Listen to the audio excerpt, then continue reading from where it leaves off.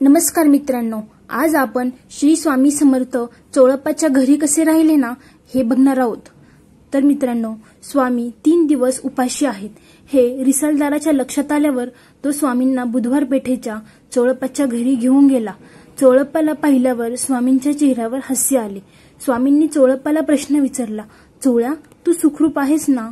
तू आमचा पूर्वजन्मीचा प्रिय भक्त रामचंद्र सराफ, आम्हाला ओळखले नाहीस का? अक्षय वटवृक्ष हे सर्व विसरलात की काय? हे शब्द कानावर पडताच चोळप्पाला पूर्वीस्मरण होत आहे आणि तो स्वामींना साष्टांग नमस्कार घालतो। चोळप्पाने येसूबाईला म्हणजेच आपल्या पत्नीला स्वयंपाक करायला सांगितले। चोळप्पाने स्वामींना भरपूर खाऊ घातले आणि त्यानंतर स्वामी चोळप्पाकडे राहू लागले। स्वामी चोळप्पाकडे राहिला आल्यावर चोळप्पाला धन्य वाटू लागले, पण चोळप्पाची पत्नी येसूबाई आणि सासूबाई राधाबाई ह्या दोघी सोवळे आवळे पाळणाऱ्या असल्यामुळे त्या थोड्या खुसफुस करू लागल्या। चोळप्पा हा स्वामीनिष्ठ असल्यामुळे त्याची स्वामींवर निस्सीम भक्ती होती। स्वामींनी अनेक प्रकारे त्याच्या मंडळींना त्रास देऊन त्याची परीक्षा पाहिली, पण चोळप्पाला त्याबद्दल काहीही वाटले नाही। चोळप्पाची आर्थिक परिस्थिती साधारण असल्यामुळे घरातली भांडी विकून चरितार्थ चालवण्याची वेळ आली, पण त्यांनी स्वामींच्या सेवेत जराही खंड पडून दिला नाही। तो सतत स्वामींच्या सेवेत असायचा। अशाच एका दिवशी येसूबाई आणि राधाबाई ह्या दोघी स्वस्थ बसलेल्या होत्या। त्या दोघींना असं स्वस्थ बसलेलं बघून स्वामींनी त्यांना विचारले, हे काय, आज स्वयंपाकाची तयारी दिसत नाहीये? तेव्हा येसूबाई स्वामींना उत्तर देत विचारतात, स्वामी, घरात जळण आणि सामुग्री यातलं काहीच नाही, मग स्वयंपाक कशाचा करू? हे ऐकल्यावर स्वामी बोलले, आधी स्वयंपाकघरात तर जा आणि अन्नाचे भरलेले पात्र घेऊन ये। ते ऐकून येसूबाई आणि राधाबाई स्वयंपाकघरात निघून गेल्या।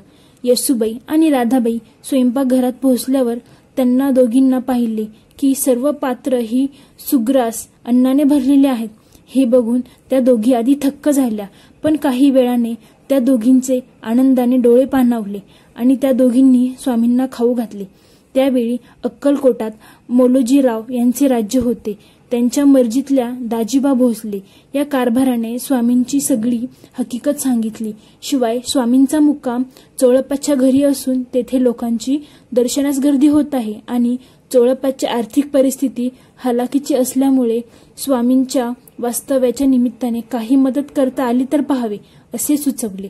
हे ऐकल्यावर राजांनी सरकारी दरबारातून श्री स्वामींसाठी नित्य नैवेद्याची व्यवस्था केली।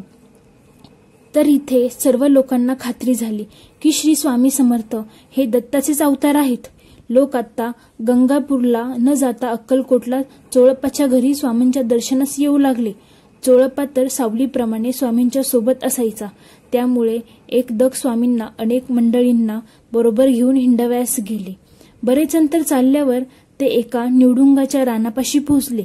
निवडुंगाच्या रानापाशी पोहोचल्यावर सर्वदूर काटे पसरलेले होते। तेव्हा स्वामी सगळ्यांना उद्देशून बोलले, आता आपल्याला यावरून पुढे जायचे आहे।